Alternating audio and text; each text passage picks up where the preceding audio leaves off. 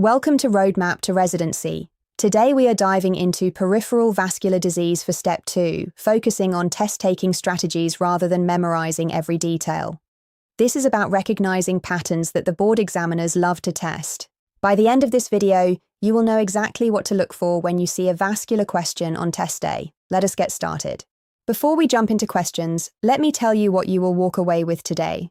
First, you will learn to spot the classic presentations of peripheral artery disease, deep vein thrombosis, pulmonary embolism, and aortic emergencies that show up again and again in board-style questions. Second, I am going to teach you specific test-taking strategies to identify vascular pathology quickly. And third, you will understand when urgent intervention is needed versus conservative management. For the foundational knowledge, I recommend reviewing the vascular disease sections in First Aid, your question bank explanations, and medical reference libraries. Those resources will give you the depth. Today, we are focusing on application. Here is your framework for approaching any vascular question. The first thing you need to determine is whether this is arterial or venous disease. This immediately narrows your differential. Arterial disease presents with claudication, rest pain, tissue loss, and weak or absent pulses. Venous disease presents with swelling, warmth, skin changes, but pulses are intact. Remember this key point. Arterial pain worsens with leg elevation and improves with dependency, while venous pain improves with elevation. The second thing to identify is whether this is acute or chronic. Acute presentations with sudden onset limb pain, pallor, and pulselessness are emergencies. Chronic presentations have gradual symptom progression. Time course is your clue to both the diagnosis and the urgency of intervention. Now let us talk about buzzwords. When you are reading through a question stem, certain phrases should immediately trigger specific diagnoses. For peripheral artery disease, look for intermittent claudication, Ankle-Brachial Index less than 0.9, smoking history, diabetes, and reproducible calf pain with walking that resolves with rest. For deep vein thrombosis, the key phrases are unilateral leg swelling, calf tenderness and warmth, recent surgery or immobilization, positive Hohmann's sign, and cancer history. For aortic dissection, you are looking for tearing chest pain radiating to the back, blood pressure differential between arms, widened mediastinum, Marfan syndrome, and uncontrolled hypertension. Train yourself to highlight these phrases as you read. They are essentially giving you the answer. Let us work through our first practice question. We have a 68-year-old man with a 50-pack year smoking history and diabetes who has bilateral calf pain that occurs after walking 2 blocks and resolves within 10 minutes of rest. On exam, his femoral pulses are palpable, but dorsalis pedis pulses are diminished. His legs show hair loss and shiny skin. What is the most appropriate initial diagnostic test? Take a moment to think about this before I walk you through it. This is classic peripheral artery disease. Let me show you how to break this down systematically. First, spot the risk factors. Smoking and diabetes are the 2 biggest risk factors for peripheral artery disease. When you see both in a question stem with leg symptoms, peripheral artery disease should immediately come to mind. Age over 65 adds to your suspicion. Second, identify the exam clues. Diminished distal pulses with palpable proximal pulses indicate arterial disease. Hair loss, shiny skin, and cool extremities are signs of chronic ischemia.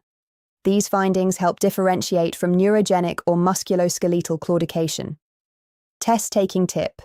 The Ankle-Brachial Index is always the first test for suspected peripheral artery disease. It is non-invasive and highly specific. An index less than 0.9 confirms the diagnosis. Do not jump to imaging without this simple test first. Here is our second question. A 52-year-old woman presents 5 days after total knee replacement with left calf pain and swelling. The left calf measures 3 centimeters larger than the right. Her calf is warm and tender to palpation. Pulses are intact bilaterally. She has been on bed rest since surgery. What is the most appropriate next step in management? This is deep vein thrombosis. Let me walk you through the reasoning.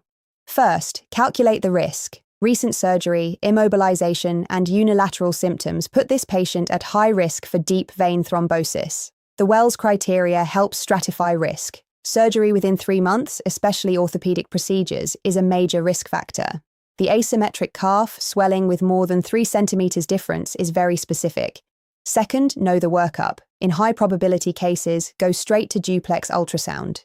D-dimer is useful to rule out deep vein thrombosis in low-probability patients, but a negative D-dimer does not exclude clot in high-risk patients. Ultrasound is the confirmatory test. Test-taking tip: recent surgery plus unilateral leg swelling plus calf tenderness equals ordered duplex ultrasound. Do not waste time with D-dimer when clinical probability is high. Next question. A 40-year-old woman presents with sudden onset shortness of breath and pleuritic chest pain that started 2 hours ago. She returned from a transatlantic flight yesterday. Her heart rate is 110, respiratory rate is 24, and oxygen saturation is 91% on room air. What is the most appropriate initial diagnostic test? This is pulmonary embolism. Let me connect the dots for you. First, look at the history. Long flights cause venous stasis, a key component of Virchow triad. Sudden onset dyspnea and pleuritic chest pain after prolonged immobilization is a classic pulmonary embolism presentation. Always look for recent travel or immobilization in the stem. Second, read the vitals. Tachycardia, tachypnea, and hypoxia are the classic vital sign triad for pulmonary embolism. These findings combined with recent immobilization should make you highly suspicious. Hypoxia with a clear chest X-ray is another classic clue. Test-taking tip. For a hemodynamically stable patient with high suspicion for pulmonary embolism, computed tomography angiography is the test of choice. If the patient is hemodynamically unstable, go to bedside echocardiogram looking for right heart strain. Here is another question. A 55-year-old man with poorly controlled hypertension presents with sudden onset severe tearing chest pain radiating to his back. His blood pressure is 180/110 in the right arm, and 140/90 in the left arm. He appears diaphoretic and anxious. Chest X-ray shows a widened mediastinum. What is the next best step? This is aortic dissection. Let me teach you to recognize the key features. First, recognize the pain. Tearing or ripping chest pain radiating to the back is pathognomonic for aortic dissection. This pain is classically described as the worst pain of their life and is maximal at onset. Compare this to heart attack pain, which builds gradually. Second, find the physical clues. Blood pressure differential greater than 20 millimeters of mercury between arms indicates dissection affecting branch vessels. Widened mediastinum on chest X-ray is a classic finding. Hypertension is the most common risk factor. Test-taking tip: tearing chest pain plus back radiation plus blood pressure differential equals aortic dissection. Order computed tomography, angiography of the chest to confirm. Start blood pressure control immediately with beta blockers first to reduce shear stress on the aortic wall. One more question. A 70-year-old man with atrial fibrillation who is not on anticoagulation presents with sudden onset severe left leg pain that started 3 hours ago. His leg is pale, cold, and has no palpable pulses below the femoral artery. He cannot move his toes and has numbness below the knee. What is the most appropriate next step in management?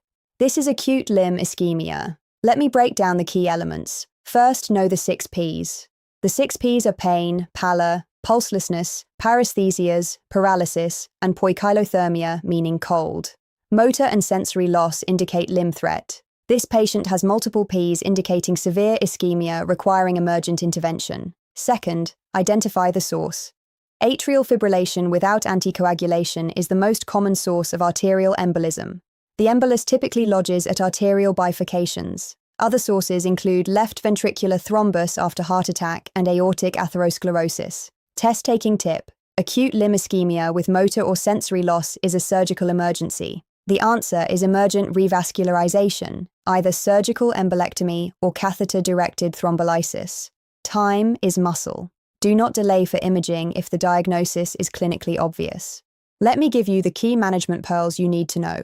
For peripheral artery disease, first-line treatment is supervised exercise therapy and risk factor modification, including smoking cessation. Cilostazol can help with claudication symptoms. Revascularization is reserved for lifestyle-limiting claudication that fails conservative therapy or critical limb ischemia with rest pain or tissue loss. For venous thromboembolism, anticoagulation is the mainstay of treatment. Direct oral anticoagulants are first line for most patients. Duration depends on whether the event was provoked or unprovoked. Massive pulmonary embolism with hemodynamic instability may need systemic thrombolytics. Let me give you a quick final review of the key presentations you need to know. Peripheral artery disease gives you reproducible claudication with diminished pulses and chronic skin changes. Deep vein thrombosis gives you unilateral leg swelling with warmth, tenderness, and risk factors for stasis. Pulmonary embolism gives you sudden dyspnea with pleuritic pain, tachycardia, and hypoxia. Aortic dissection gives you tearing chest pain radiating to back with blood pressure differential. Acute limb ischemia gives you the 6 Ps with sudden onset and a source of embolus. Memorize these patterns and you will be able to answer most vascular questions correctly. Thank you so much for watching. If you found this helpful, please hit that like button and subscribe to our channel so you do not miss future high-yield board review content. Make sure to click the notification bell.